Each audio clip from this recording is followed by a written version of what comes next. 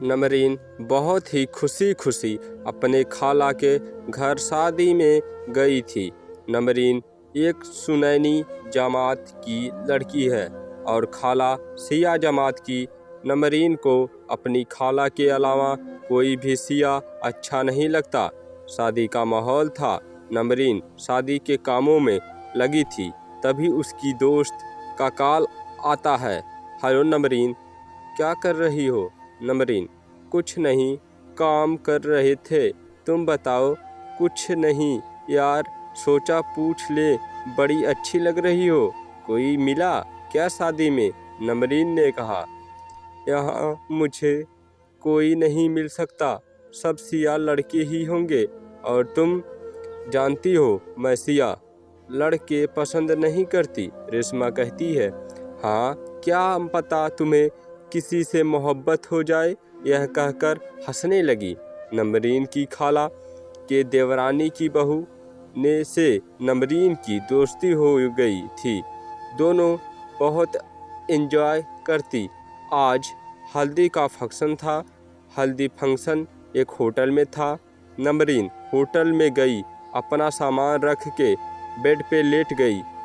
तभी भाभी बोली, चलो मेरे साथ, हाल में हाल सजाने में मेरी मदद करो। नमरीन और भाभी दोनों मिलकर गुब्बारे फुला रही थी। तभी एक हैंडसम सा लड़का आकर भाभी से मजाक करने लगा। भाभी ने नमरी से मिलवाया। इनसे मिलो, यह हैं अर्श, मेरे शौहर के दोस्त। नमरीन अर्श को देखकर सोचने लगी, अच्छा लग रहा है पर सिया ही होगा। अर्श नमरीन को देखकर सोचने लगा, कितनी प्यारी लड़की है, इसे देखकर मेरा किसी काम में मन ही नहीं लग रहा है। कुछ दिमाग लगाता हूँ जिससे मुझे यहाँ से जाना ना पड़े। अर्श भाभी को हाल सजाने में अच्छा आइडिया देने लगा, जिससे भाभी का अर्श के साथ हाल सजाने लगी। अर्श नमरीन से बात करना चाहता, पर नमरीन उससे बात नहीं करती। अचानक से किसी ने भाभी को आवाज़ दी, यहाँ आओ। नमरीन बोली, भाभी मैं भी आपके साथ चलती हूँ।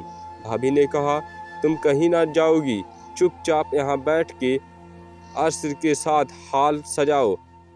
नमरीन और हर्ष दोनों हाल में अकेले थे। नमरीन को घबराहटे देखकर अर्श ने कहा, आप परेशान ना हो, मैं वैसा लड़का नहीं हूँ।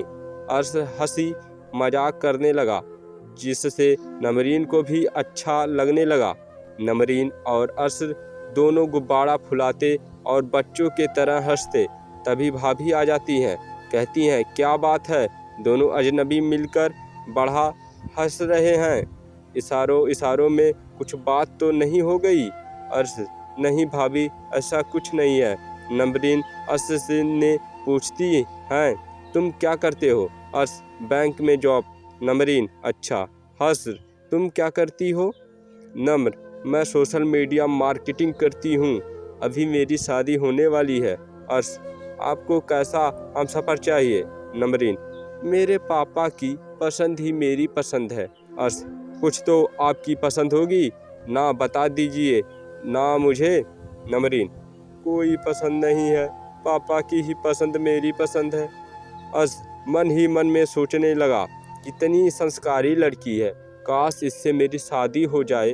अर्श और नमरीन दोनों मिलकर हाल सजा लिए। भाभी नमरीन से बोली, तुम नीचे पढ़े सभी फूलों को मेरे पास ले आओ, मैं दीवार पे चिपका देती हूँ। नमरीन को फूलों से बहुत प्यार था। अर्श यह देखते ही समझ गया। अर्श नमरीन से पूछता है, आपको फूल बहुत पसंद है क्या? हाँ, मुझे फूल बहुत पसंद है। और आपके? अर्श ने कहा, मुझे फूलों से ज़्यादा फूलों से प्यार करने वाली लड़की पसंद है। नमरीन शर्मा जाती है। Few moments later. अर्श नमरीन को बार बार बड़े रोमांटिक अंदाज से फूल दे रहा था। हाल सजाते सजाते अर्श और नमरीन में काफ़ी दोस्ती हो गई थी। अब वो दोनों एक दूसरे के लिए अनजान नहीं थे। हल्दी फंक्शन में नमरीन बहुत अच्छी लग रही थी। जैसे ही वो अपने रूम में निकली, अर्श उसे देखते ही रह गया। अर्श को इतने प्यार से देखने से नमरीन शर्मा गई और बहुत ही एटीट्यूड में आगे बढ़ गई। नमरीन मेहमानों को देखती जैसे ही वो पानी लेने जाती या वाटर को बुलाती, अर्श उसके हाथ से जग ले लेता, खुद पानी ले आता। अर्श नमरीन से कहता, आप क्यों करती हैं काम, आप बस हमें हुक्म दिया करें। वैसे आज बहुत अच्छी लग रही हैं। नमरीन ने कहा, शुक्रिया। रात हो गई थी। सभी होटल में हॉल में बैठे थे। अर्श दूर बैठा नमरीन को देख रहा था। नमरीन अर्श की सब हरकत देख रही थी और सोच रही थी, अर्श कितना फिदा हो गया है। नमरीन भाभी से मेहंदी लगवा रही थी, तभी अचानक अर्श आ गया। अर्श सोच रहा था, दिल कर रहा है नमरीन के हाथों में अपना नाम लिख दूं। भाभी अर्श से बोली मुस्कुराकर, क्या करने आए हो यहाँ नमरीन? नमरीन के हाथों की मेहंदी देखने? क्या अर्श नहीं, बस ऐसे ही कुछ काम से आया। भाभी अच्छा काम से बताओ क्या काम है? अर्श भूल गया क्या काम था। अर्श की चोरी पकड़ी गई। वो नमरीन की मेहंदी देखने आया था। दूसरे दिन बारात थी। नमरीन तैयार होकर बहुत ही खूबसूरत लग रही थी। वही अर्श कोट पैंट में बहुत हॉट लग रहा था। नमरीन अपनी बहनों के साथ बैठी थी, तभी अर्श उसको ढूंढते हुए आ जाता है। दूर से इशारा करता है, बहुत खूबसूरत लग रही हो, एक काला टीका लगा लीजिए, कहीं आपको किसी की नज़र ना लग जाए। नमरीन ने इशारा किया, जाओ यहाँ से, सब देख रहे हैं। नमरीन बारात के बाद दुल्हन लेकर अपनी खाला के घर चली गई। दुल्हन के रूम में सब रस्म हो रही थी। नमरीन वहीं खड़ी होकर सब रस्म देख रही थी। तभी अर्श आ गया। वहाँ नमरीन अर्श को देखते ही मुस्कुरा दी। अर्श नमरीन के पास जाकर बैठ गया और बोला, हमें देखकर आप इतना खुश क्यों हो गई? क्या आप मेरा इंतज़ार कर रही थी क्या?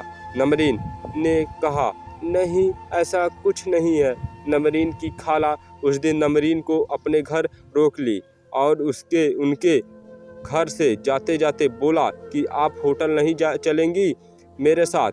नमरीन ने कहा, आज मैं यहीं रहूंगी। अर्श ने कहा, मैं कल आपका इंतज़ार करूंगा, जल्दी आइएगा।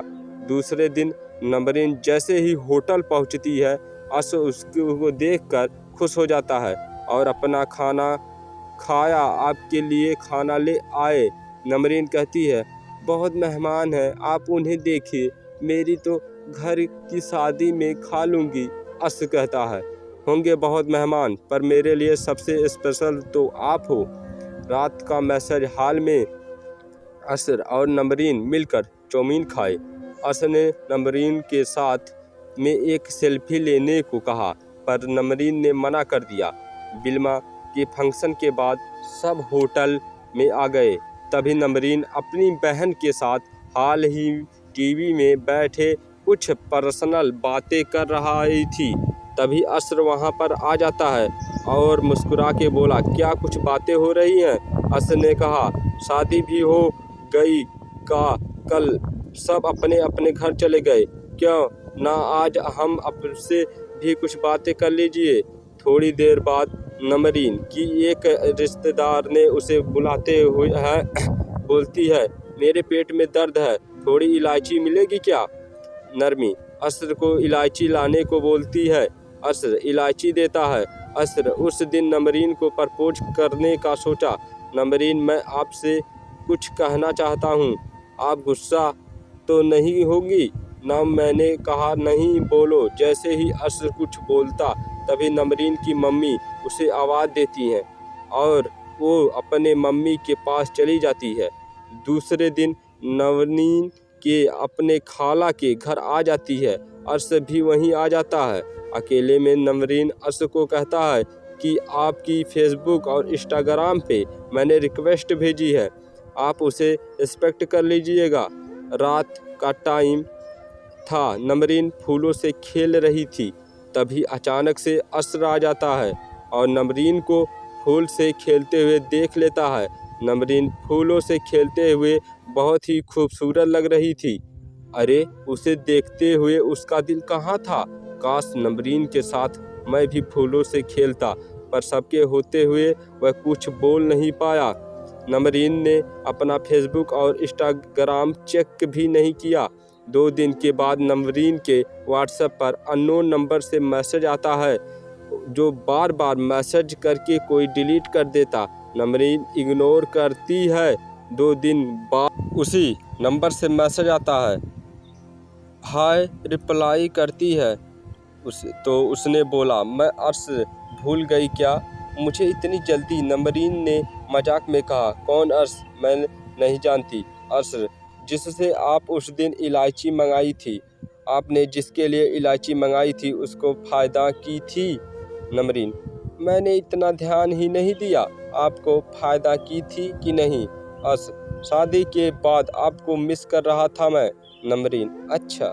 अर्श, क्या आपको मेरी याद नहीं आई। नमरीन, थोड़ा थोड़ा आई। अर्श, मैं उस रात आपसे कुछ कहना चाहता था, पर आपकी मम्मी ने बुला लिया था। क्या मैं वो बात आज कर सकता हूँ। नमरीन, जी बोलिए, कैसी बात। अर्श, मुझसे आपसे प्यार हो गया है। नमरीन, अर्श के प्यार के इम्तिहान से नमरीन खुशी भी हो रही थी और उसकी दिल की धड़कन तेज हो गई थी। नमरीन ने कहा, सोच के बताऊंगी अर्श, मैं आपके जवाब का इंतज़ार करूंगा। 2 दिन बाद नमरीन ने हाँ कह दिया। अर्श बहुत खुश हुआ।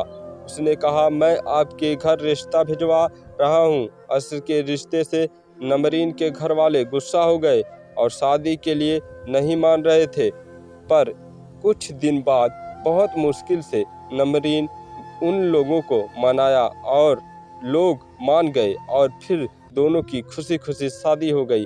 अगर यह स्टोरी आप लोगों को अच्छी लगी तो चैनल को सब्सक्राइब करके नोटिफिकेशन ऑन कर देना। जय हिंद, जय भारत।